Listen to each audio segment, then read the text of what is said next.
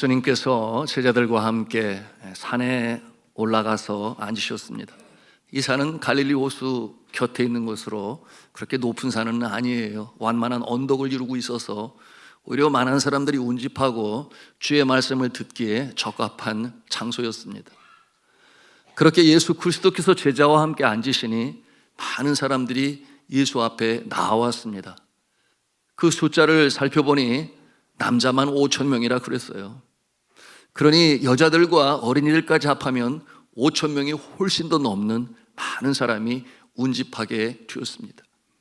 예수 그리스도께서는 그들을 향하여 천국 복음으로 전하시고 하나님 나라에 대해서 말씀하시고 또한 병든 자들을 고치셨으니 그야말로 그 장소는 천국의 잔치가 벌어지는 참 귀하고 아름다운 곳이었습니다. 여러분, 우리가 상상만 해도 참 기쁘지 않습니까? 여러분, 예수 앞에 나온 자들이 어떠한 자였겠어요? 삶의 무게가 무거워 참 견디기 어려운 자들, 그 심령에는 자유함이 없었어요. 내가 도대체 누구인지, 어디서 와서 어디로 가는지 인생의 목표를 알지 못한 채 그렇게 살아가는 자들, 예수 그리스도께서 그들의 영혼의 창조주가 하나님이심을 알려주시고 또한 그 억눌려 있는 마음의 자유를 허락하사 다시금 평안과 감사와 기쁨과 환희 속에 살아가게 하시니 여러분, 얼마나 그들의 마음속에 감사와 감동이 넘쳤을까요? 여러분, 이와 같은 일들로 어느덧 하루가 지나고 이제는 그 하루가 저물어가는 저녁 때가 되었습니다. 여러분, 그와 같은 모습을 바라보는 제자들이 예수님에게 나와서 뭐라고 여쭙는가 하면 이제 날이 저물었으니 저들을 보내요. 그들이 먹을 것을 먹게 하고 또한 거할 곳을 찾게 하소서. 이와 같은 내용으로 예수님께 아뢰입니다. 여러분, 이와 같은 모습은 이 천국 잔치가 그 이전에도 그리고 그 다음 날에도 이어질 것임을 우리에게 암시하고 있는데요, 그 9절 말씀을 우리가 함께 읽도록 하겠습니다. 누가복음 9장 12절입니다. 읽습니다. 시작. 날이 저물어가매 12사도가 나와 여짜오되 무리를 보내어 두루 마을과 촌으로 가서 유하며 먹을 것을 얻게 하소서. 우리가 있는 여기는 빈들이니이다. 아멘. 이게 무슨 뜻이겠어요? 집이 가까운 자들은 저녁이 되니 집으로 돌아가면 되겠지만 먼 길을 걸어서 예수님을 따르고 쫓아와 그 천국 잔치에 있었던 자들은 갈 길이 멀어요. 그러니까 먹을 것도 필요하지만 거할 곳도 필요해요. 유숙하여야 합니다. 여러분, 그와 같은 상황에서 어느 집에 가서 무엇을 먹을지 또 어느 묵을 자리는 있는 것인지, 여러분, 그 어려운 상황을 너무나 잘 아시는 예수 그리스도께서 제자들을 향하여 뭐라고 말씀을 하시는가 하면 너희들이 먹을 것을 주어라. 너희들이 먹을 것을 주어라. 그렇게 예수님께서 말씀하세요.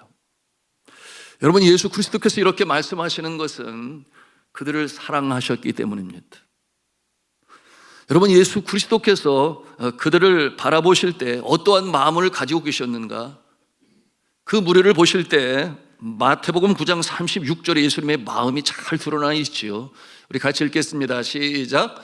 무리를 보시고 불쌍히 여기시니 이는 그들이 목자 없는 양과 같이 고생하며 기진함이라. 기진함이라 그랬어요. 기진함이라, 이 뜻은 누군가의 도움이 없이는 자신이 설 수 없는 그와 같은 처지에 있는 자들을 향하여 기진함이라 그렇게 표현하고 있습니다. 그러니까 주님께서 그들을 긍휼히 여기시고 자신이 주실 것을 다 주시는 예수님의 모습 아니시겠어요? 천국 복음으로 전하셔서 영생의 도를 깨닫게 하시고 또한 천국 백성으로 복된 인생으로 어떻게 살아가야 할 것인지를 가르치시고, 그런가 하면은 이 귀신 들려 마음에 이 억눌림이 있는 자 귀신을 쫓아내시며, 그리고 오늘 말씀에서처럼 병든 자들을 고치시고 깨끗하게 하시니, 여러분, 예수 그리스도께서는 그처럼 사랑이 많으셔서 모든 줄 것을 주시는 이와 같은 모습, 이제는 배고픈 자들, 그들에게 먹을 것을 주어라. 여러분, 우리 예수님은 사랑이 많으신 주님이십니다. 여러분, 이와 같은 모습은 자녀를 가진 부모들의 모습을 통해서도 우리가 보지 않아요?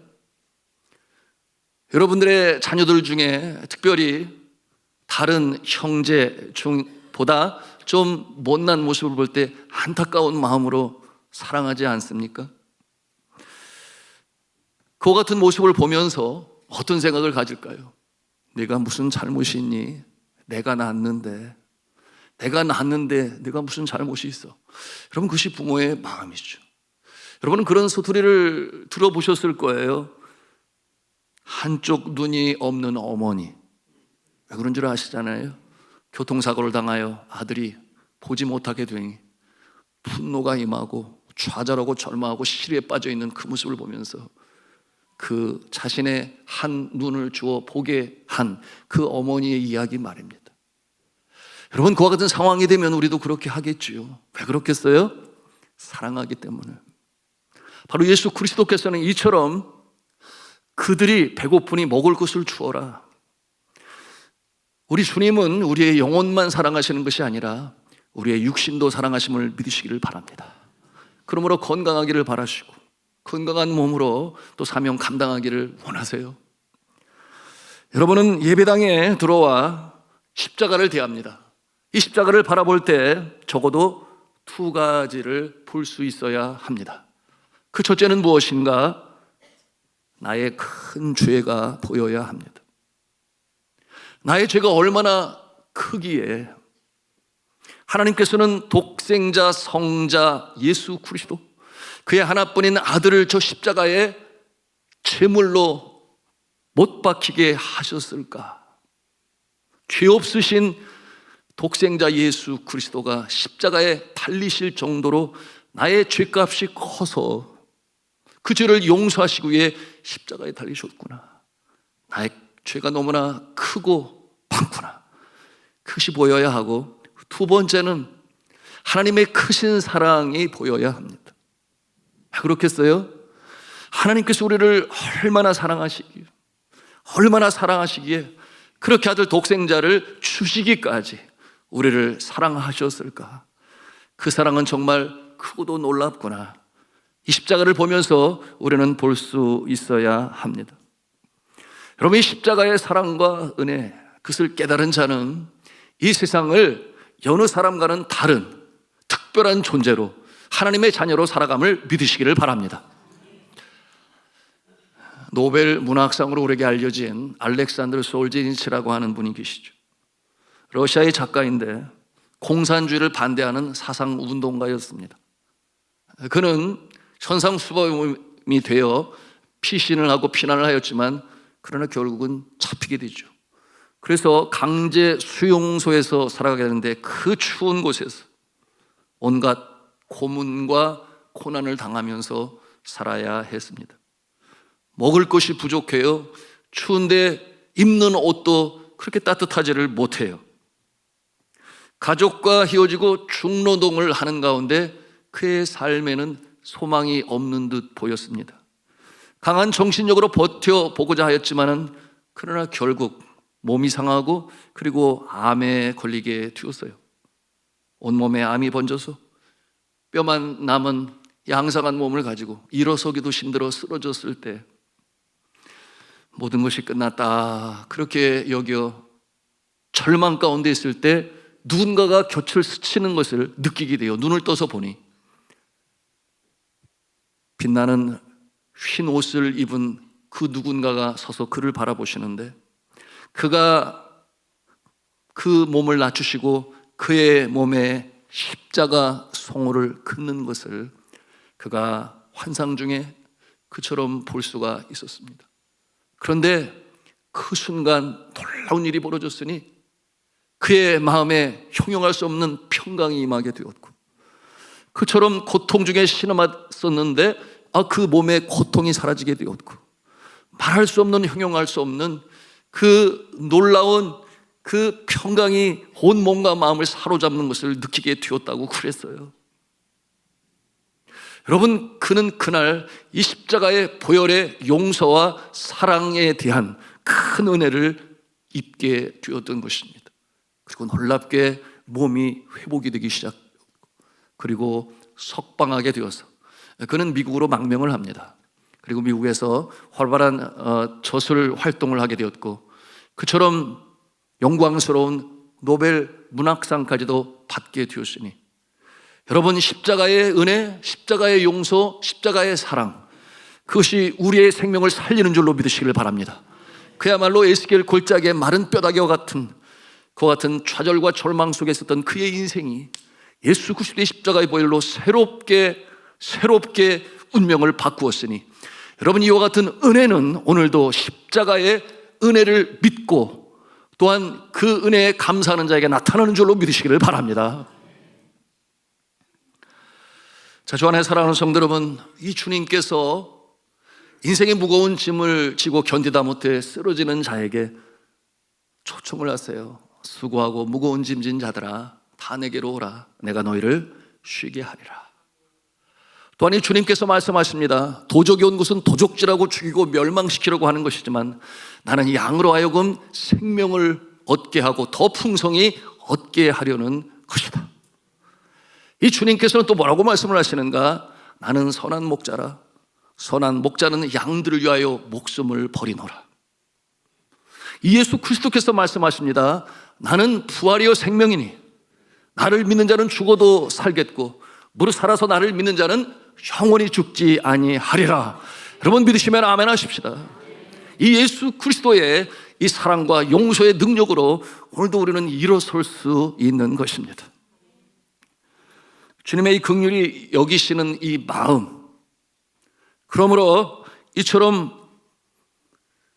배고픈 자들을 먹이시고자 하시는 이 마음은 여러분, 예수 그리스도를 우리의 심령에 모신 자의 심령 가운데 샘물처럼 솟아납니다. 그러므로 우리도 누군가를 돕고자 하는 마음이 생겨요. 긍휼히 여기는 마음이 있습니다. 여러분, 긍휼히 여기는 마음의 능력이 나타남을 믿으시기를 바랍니다. 왜냐하면 예수님의 마음이신 거죠. 그러므로 우리는 예수님의 성품을 힘입어 사랑으로, 긍휼히 여김으로 따뜻한 세상을 만들어 나가야 하겠습니다. 우리 자유에 계신 분에게 서로 그렇게 격려하겠습니다. 끝까지 사랑으로 행합시다. 끝까지 사랑으로 행합시다. 아멘. 그러시기를 바랍니다. 자, 이것이 첫 번째, 오늘 이 5천 명을 먹이신 사건에서 발견하는 바로 이 긍휼히 여김의 능력이에요. 그런가 하면 두 번째로 우리가 배우는 영적 교훈이 있으니 그것은 믿음의 능력이에요. 믿음의 능력. 한번 우리가 상상을 해보십시오. 예수님께서 그 수많은 사람들 앞에 제자들에게 너희가 먹을 것을 주어라 이렇게 말씀하셨을 때 그 예수님의 명령을 들을 때 제자들의 마음이 어떠했을까요? 아니, 예수님, 이게 말이 됩니까? 우리가 가진 것이 없는데 어떻게 이 수많은 사람들을 먹일 수가 있겠습니까? 당연하지 않아요. 여러분, 그 말이 틀린 말도 아니에요. 그런데 예수 그리스도께서는 그 상황을 모르십니까? 예수님도 아세요. 그런데 너희가 먹을 것을 주어라, 긍휼히 여기는 마음으로 명령하셨는데, 여러분, 예수님께서 왜 그렇게 명령하셨을까요? 제자들이 그런 능력이 있어서 그러셨을까요? 여러분, 이와 같은 내용에 대하여 성경은 우리에게 밝히 말씀하고 있습니다. 요한복음 6장 6절 같은 내용인데 좀 더 디테일하게 기록을 했어요. 우리 같이 읽습니다. 시작. 이렇게 말씀하시면 친히 어떻게 하실지를 아시고 빌립을 시험하고자 하심이라. 아멘. 빌립을 시험하시고자 하여 도대체 어떻게 대응하며 대답할지를 주님께서 보시고자, 즉 그 믿음을 시험하시고자 이렇게 말씀하신 것이죠.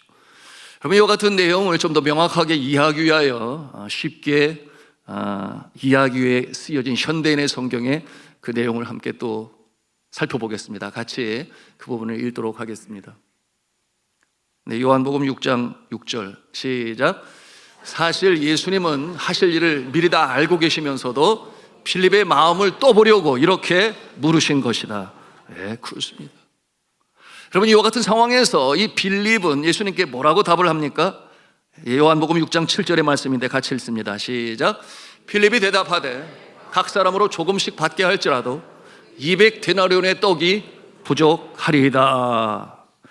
여러분, 참 셈이 빠르지요. 순식간에 200데나리온이 바로 나옵니다.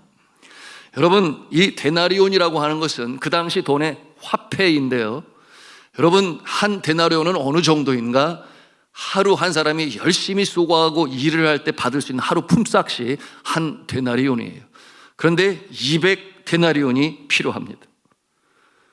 오늘날 이 시대에 최저 하루 임금이 얼마인가 보니까 82,400원이에요.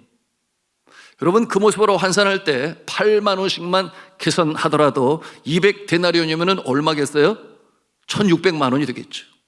그러니 1,600만 원을 장정들 5,000명으로 나누게 되면 한 사람당 얼마꼴인가? 3,200원 정도가 됩니다.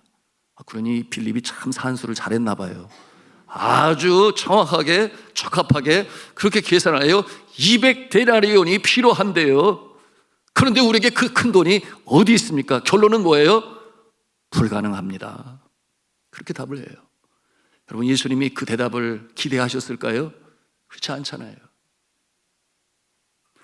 그 전에도 이미 예수 그리스도께서는 물이 변하여 포도주가 되는 놀라운 역사를 이루셨고, 그런가 하면 죽은 자를 살리시는 역사도 이루셨습니다.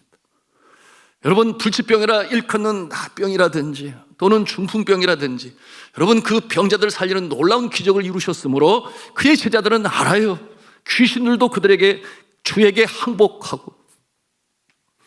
여러분, 이와 같은 놀라운 역사를 이루신 그 주님을 바라보면서 주님께 해야 할 대답은 그것이 아닌 것이죠. 그 곁에서 보고 있던 안드레가 이제는 보리떡 5덩이와 물고기 2마리를 가지고 예수님 앞에 나옵니다. 우리가 이것을 가지고 있는데 이것으로 뭘 어떻게 할 수 있겠삼나이까? 이렇게 예수님께 가져왔습니다. 여러분, 이와 같은 모습은 계속 이어지는 대화를 통해서 알게 되는데, 이 안드레는 어떤 마음을 가지고 있습니까? 불가능하다, 그런 결론을 내리는 거예요. 뭐라고 말을 했는가 하면, 그러나 이 많은 사람에게 얼마나 되겠삼나이까? 이게 불가능하다는 거죠. 자, 여러분은 뭐라고 답을 하실 것 같아요? 이런 상황이 되면 여러분은 예수님께 뭐라고 답을 하실 수 있겠습니까? 예수님께서 기대하시는 답, 한번 같이 한 음성으로 하겠습니다. 예수님, 예수님께서 하시면 됩니다. 예수님께서 하시면 됩니다. 예수님께서 하시면 됩니다. 이것이 바로 믿음이에요. 여러분, 내 자신을 바라보면 믿음이 성장할 수 있을까요? 나처럼 연약하고 부족하고 때때로 죄 가운데 넘어지고, 여러분, 이 불완전한 나 자신의 모습을 보면 믿음이 자라날 수가 없어요. 그러나 믿음의 주여, 우리를 온전케 하시는 주님을 바라볼 때에 우리의 심령에 믿음이 태산처럼 여러분 크게 자라날 줄로 믿으시기를 바랍니다. 그러므로 주님을 바라보며 우리는 믿음을 가져야 하고, 그 믿음으로 말미암아 문제를 해결하고 승리하며 나갈 수 있어야 하는데, 그런데 빌립이나 안드레나 그의 제자들은 그러지를 못한 거예요. 여러분, 이와 같은 상황에서 예수 그리스도께서는 화내지 아니하시고 아직도 믿음이 연약하구나 하여 그가 어떻게 하십니까? 제자들을 명하여 50명씩 이렇게 따로 앉게 하라 명령하시고, 그리고 안드레가 가져온 그 보리떡 5덩이와 물고기 2마리를 손에 들고 하늘을 우러러 축사하시고 그들에게 띄워주셨다 하셨어요. 자, 이와 같은 모습을 통하여 그처럼 기진하여 배고픈 그들 먹여서 보내는 놀라운 이 역사가 나타나게 된 것입니다. 그런데 이 말씀을 보니 원대로 주셨다 그랬어요. 원대로, 원하는 만큼 그렇게 주시고도 12광주리가 남았다 그랬어요. 여러분, 200데나리온의 떡이라도 충분히 먹지는 못할 것입니다 라고 하는 그 모습과는 너무나 대조적인 모습 아니에요? 여러분, 우리 주님은 능력이 많으신, 긍휼히 여기시는 좋으신 주님이심을 믿으시기를 바랍니다. 이 놀라운 천국 잔치의 모습에서 우리가 발견하는 세 번째 영적 교훈이 있어요. 그것은 무엇인가 하면 감사의 능력입니다. 첫째는 긍휼히 여김의 능력이요, 둘째는 믿음의 능력이요, 셋째는 감사의 능력. 그것을 오늘 5천 명을 먹이시는 사건 가운데서 우리가 영적 교훈으로 봤습니다. 예수 그리스도께서 이 안드레가 주님께 가져온 이 떡 5개와 물고기 2마리를 들고 하늘을 우러러 축사하시고 그들에게 띄워주셨다. 여러분, 예수 그리스도께서 축사하실 때 여러분 어떠한 기도를 들으셨을까요? 예수님께서 하나님 아버지, 이 5천 명을 다 먹여야 되는데 이 물고기 2마리와 이 떡 5덩이가 5천 개 이상이 되게 해주세요. 그렇게 기도하셨을까요? 성경이 말씀하고 있지 않으니 우리는 잘 모르지만 분명한 것은 예수님께서 축사하셨다. 그와 같은 내용은 우리가 분명히 보고 있는데요. 우리 16절 말씀을 다시 한번 보도록 합니다. 읽습니다. 시작. 예수께서 떡 5개와 물고기 2마리를 가지사 하늘을 우러러 축사하시고 떼어 제자들에게 주어 무리에게 나누어 주게 하시니 아멘. 축사하셨다. 여러분, 이 축사라고 하는 이 뜻이 무엇일까요? 여러분, 성경 원어 히브리어에 보니까 그것이 율로게오라고 하는 단어를 사용하는데 그거는 명사형이요, 동사로 사용을 쓰니 율로게센이라고 했어요. 여러분, 이 율로게오라는 어떤 뜻을 가지고 있는가 하면 감사함으로 복을 빌다, 그런 뜻을 가지고 있어요. 뭐라고 그랬어요? 감사함으로 복을 비는 것, 그것이 바로 축사인 것입니다. 여러분, 감사가 빼어지면 축사가 될 수가 없는 것이에요. 그러므로 오늘 이 말씀에는 예수 그리스도께서 감사하셨다는 거예요. 그 적은 한 사람의 식량을 가지고 감사할 때 어떠한 역사가 나타나는지를 우리는 보게 되는 것입니다.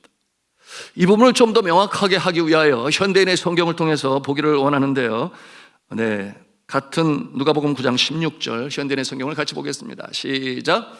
예수님은 빵 5개와 물고기 2마리를 받아들고 하늘을 우러러 감사 기도를 드리신 다음 띄어서 제자들에게 주시며 사람들 앞에 갖다 놓게 하셨다. 아멘.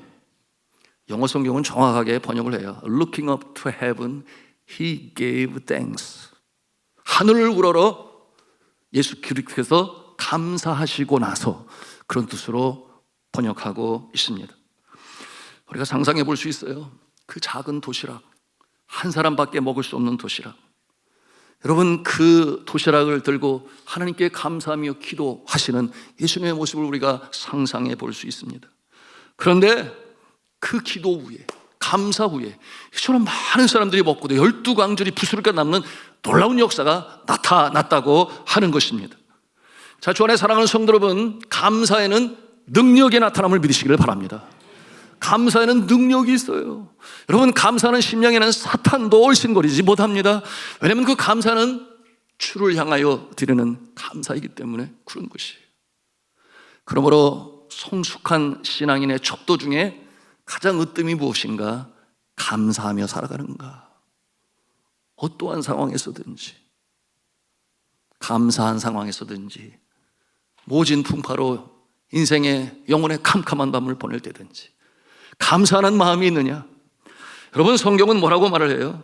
진정한 감사는 범사에 감사하는 것이라 그래요. 여러분, 이와 같은 내용이 고린도전서 5장 18절에 있는데 같이 읽도록 합니다. 시작. 범사에 감사하라. 이것이 그리스도 예수 안에서 너희를 향하신 하나님의 뜻이니라. 아멘. 그럼 범사가 뭐예요? 모든 일에 범사, 모든 일에 감사. 그러니 어떠한 상황에서도 감사하는 것입니다. 정말 감사한 상황 가운데서 감사하지 않는 자는 거의 없죠. 믿지 아니하는 사람도 감사한 일이 벌어지면 감사할 줄 알아요. 심지어는 짐승들도 피로가 채워질 때 감사를 표현할 줄 알아요. 어떻게 표현을 해요?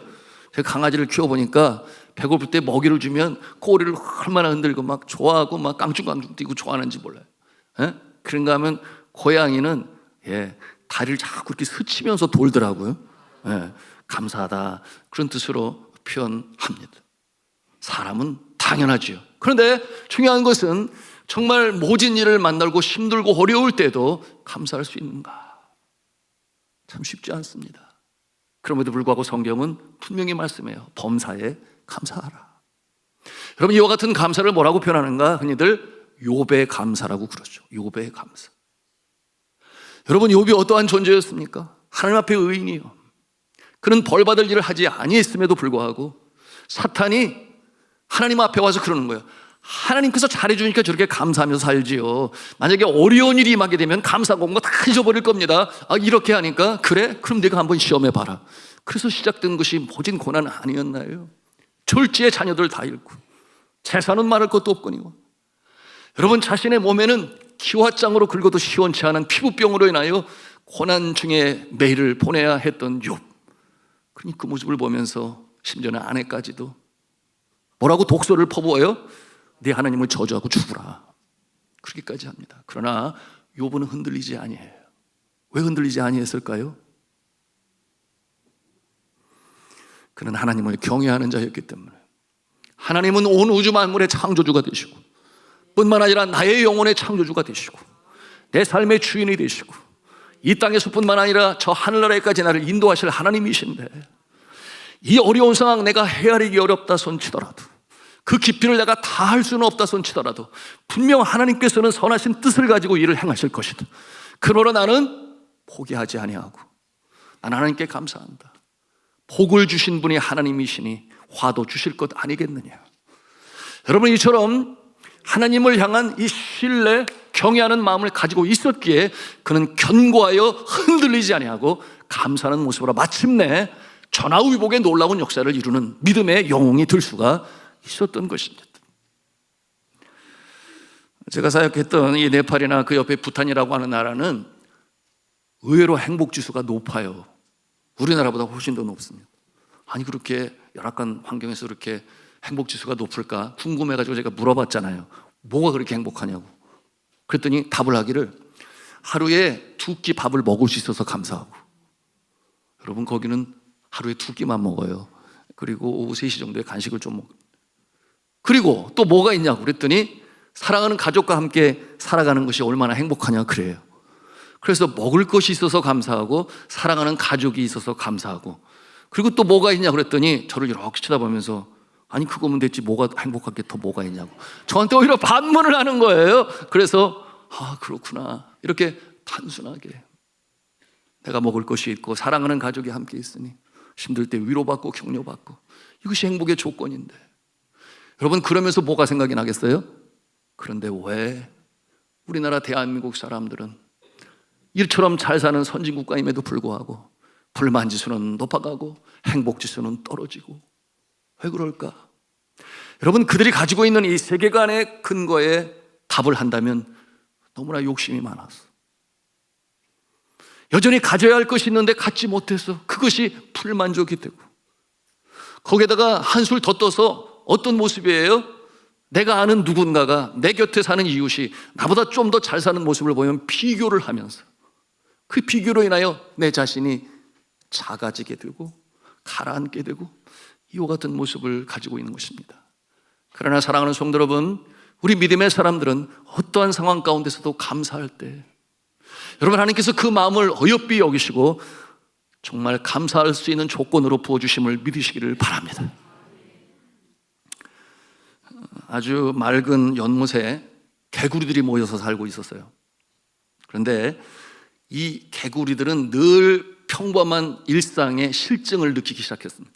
그래서 하늘을 향해 간구를 했어요. 저에게 좀 좋은 선물을 주세요. 그리고 간구를 했는데 하늘에서 그 소리를 듣고 무엇을 주셨는가 하면 큰 통나무 하나를 그 연못에 이렇게 떨어뜨려 주셨어요. 그래서 이 개구들이 놀라가지고 하늘이 주신 선물에서 가까이 다가가 보니까 너무 좋았어요. 왜냐하면 거기에 뭐 여러 가지 애벌레들이 가득 있고 뭐 전구벌레라든지 지렁이라든지 이런 게 많이 있어가지고 그것을 먹는 기쁨과 재미가 쏠쏠하고 참 행복했어요. 몇 달이 지나니까 그것도 실증이 나가지고 뭐 매일 먹는 것만 먹냐, 뭐 더 좋은 거 없을까 이러다가 또다시 그들이 하늘의 그 선물을 생각하면서 우리에게 좀 더 멋진 선물을 좀 주세요. 그렇게 간청을 했는데 그것을 보고 하늘에서 무엇을 주었는가 하면 아주 커다란 식욕이 왕성한 뱀을 떨어뜨려 주셨어요. 개구리는 그것도 모르고 그저 환영하고 좋아가지고 가까이 다가가게 됐는데, 이 식욕이 왕성한 이 뱀이 이 개구리들을 덥석덥석 먹게 되니까 몇 달이 지나서 한 마리도 그 연못에 살아남을 개구리는 없었습니다. 여러분, 이와 같은 이야기를 우리는 웃으면서 듣지만 정작 오늘날 이 시대의 이 사회의 모습을 보면서 여러분, 닮은 모습을 보지 않습니까? 사람들은 자신이 가지고 있는 것, 먹을 것, 그런 것은 격려하고 위로받을 수 있는 가족이 있는 것, 여러분 만족하지를 못해요. 뭔가 새로운 것을 원합니다. 여러분, 이와 같은 모습, 감사가 없는 이와 같은 모습, 이와 같은 삶은 머지않아서 여러분 그 삶이 실증이 나고 이어 불행이 닥치게 됩니다. 어느 교회 목사님께서는 설교하기 전에 기도하실 때마다 항상 감사 기도를 하는데, 그 감사의 주제가 어디서 나오는가 하면 날씨를 주제로 늘 감사했답니다. 좋은 날은 당연히 감사하고, 비가 오는 날은 비를 주셔서 감사하고, 또 바람 부는 날에도 바람을 주셔서 감사하고, 이렇게 감사를 하니까 우리 목사님 맨날 감사 기도를 드리셔. 그랬는데 어느 날 아주 역사적인, 그야말로 그 전에 겪어오지 못한 굉장히 추운 한파가 몰아닥치고 눈보라가 치기 시작했으니까 가까스로 성도들이 교회에 나와서 예배를 드리는데, 그들의 마음에 무슨 생각을 갖겠어요? 오늘도 목사님이 날씨에 대해서 감사하시는가? 뭐 이런 의아함을 가지고 많이 이렇게 기도를 듣는 거예요. 그랬더니 그 목사님이 기도를 하는데 뭐라고 기도를 하는가? 하나님, 이렇게 험난한 날을 오늘 하루만 주시니 참 감사합니다. 이러는 거예요. 이렇게 험난한 날을 오늘 하루만 주시니 참으로 감사합니다. 그런데 생각해 보니까 지난 날은 안 그랬었거든요. 그러니까 성도들이 아멘 하고 답을 하지 않을 수가 없었다고 그랬습니다. 주 안에 사랑하는 성도 여러분, 우리에게는 모진 날이 올 수도 있어요. 생각지 않았던 예기치 않은 일이 벌어질 수도 있어요. 그럼에도 불구하고 진정한 성도는, 감사하는 성도니, 감사할 때 하나님께서 그 모습을 어여삐 여기시고 정말 감사의 아름다운 일들을 허락하시고 주시는 줄로 믿으시기를 바랍니다. 여러분, 우리가 감사할 이유는 너무나 많이 있는데 간단하게 세 가지 살펴보고 오늘의 말씀을 마치고자 합니다. 첫째는 같이 한번 암송하겠습니다. 기도할 수 있음에 감사해야 합니다. 살다 보면 꼭 어려운 때가 있지요. 나 혼자 힘으로 해결할 수 없는 것, 그러나 지나고 보면 하나님께서 합력하여 선을 이루시는 모습을 우리는 경험합니다. 무지몽매하여 그때는 모르지만 지나고 보면 알아요. 여러분, 우리가 답답하고 막막하고 참 힘들어할 때 여전히 하늘은 열려 있으니 여러분, 기도할 수 있음이 감사의 조건임을 믿으시기를 바랍니다. 여러분, 우리가 절망하거나 크게 낙심하여 술타령이나 하고 좌절 가운데 화와 분풀이를 하고 그런 모습은 아닌 거예요. 왜냐하면 기도할 수 있기 때문에. 여러분, 오늘 말씀을 통해서 우리가 보는 거잖아요. 이처럼 먹을 것이 없어 배고픈 자들을 먹이고 싶은데, 여러분, 예수 그리스도께서는 기도하심으로 말미암아 이 놀라운 역사를 이루십니다. 여러분, 기도할 때 놀라운 역사가 나타남을 믿으시기를 바랍니다. 문제는 기도하지 않기 때문이지요. 여러분, 너희가 기도하여도 받지 못하면 정욕으로 구함이라. 그러나 예수님의 마음을 품고 나뿐만 아니라 나의 울타리를 넘어서서 어려운 자들을 향하여 기도할 때 하나님께서는 기도하는 자까지도 책임지시고 새롭게 하심을 믿으시기를 바랍니다. 여러분, 성경은 마태복음 18장 18절에 이 기도의 힘이 얼마나 큰지를 보여주고 있는데, 우리 같이 읽도록 합니다. 시작. 진실로 너희에게 이르노니 무엇이든지 너희가 땅에서 매면 하늘에서도 매일 것이요 무엇이든지 땅에서 풀면 하늘에서도 풀리리라. 아멘. 주의할 것은 땅이 먼저 나와요. 땅에서 우리가 간절한 마음과 믿음으로 기도할 때 여러분, 이 하나님의 역사도 하늘의 역사를 끌어내릴 수 있다라고 하는 그와 같은 내용인 것이에요. 여러분, 기도하심으로 다시금 일어서시고 기도하심으로 놀라운 역사를 체험하시기를 주님의 이름으로 축복합니다. 자, 그런가 하면 두 번째로 한 음성을 하겠습니다. 내가 누구를 도울 수 있다면 감사하시기 바랍니다. 예수님은 배고픈 자들을 먹이셨어요. 여러분, 그때 예수 그리스도께서는 하나님의 마음을 누구보다 잘 아시죠. 그러므로 그 적은 음식을 가지고 드렸던 기도가 주세요가 아니라 감사합니다. 왜 감사해요?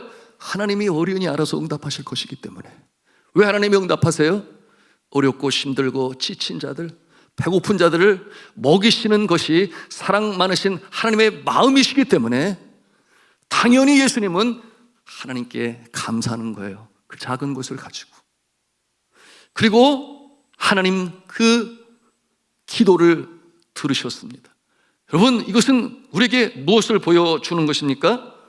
내가 누군가를 돕고 싶은 마음이 있을 때, 그것이 나의 기도가 되어서 나라는 울타리를 넘어서서 그들을 향하여 아버지의 마음을 품고 기도할 때, 여러분, 내 심령 안에 성령께서 역사하시니 감사하시기 바랍니다.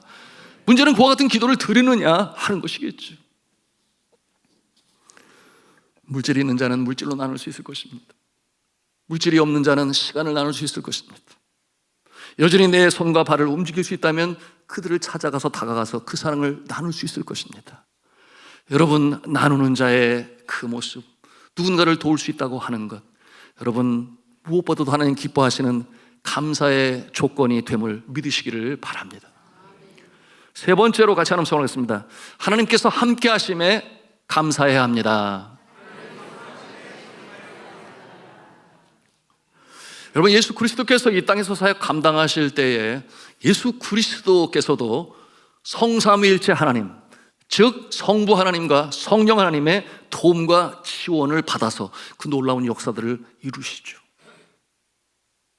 가나의 혼인잔치에 포도주가 떨어졌을 때 마리아는 그곳에 함께한 자들의 요청을 받아요. 대신 예수님께 나아가서 어떻게 하면 되겠습니까? 그때 예수 그리스도께서의 답이 뭐였어요? 아직 내 때가 되지 아니하였나이다. 아니, 그때는 어떤 때예요? 하나님께서 결제하시고 성령께서 역사하심으로, 그러므로 그 사인을 받고 예수님께서 행하실 때 여러분, 물이 변하여 포도주로 변하게 될 것임을 주님은 기다리고 계시는 것이죠. 이처럼 함께 하셨던 이 성삼위일체 하나님, 여러분, 우리의 삶이 마찬가지예요. 지금까지 우리가 살아온 것이 주의 은혜인 줄로 믿으시기를 바랍니다. 여러분, 아무도 한 시간 뒤 내일을 장담하고 보장할 인생은 아무도 없어요. 여러분, 그러기에 우리가 지난 날을 살펴보며 지금까지 지내온 것이 주의 은혜예요. 한량없은 주의 사랑이 나를 보호하셨음을 우리는 고백하며 감사합니다.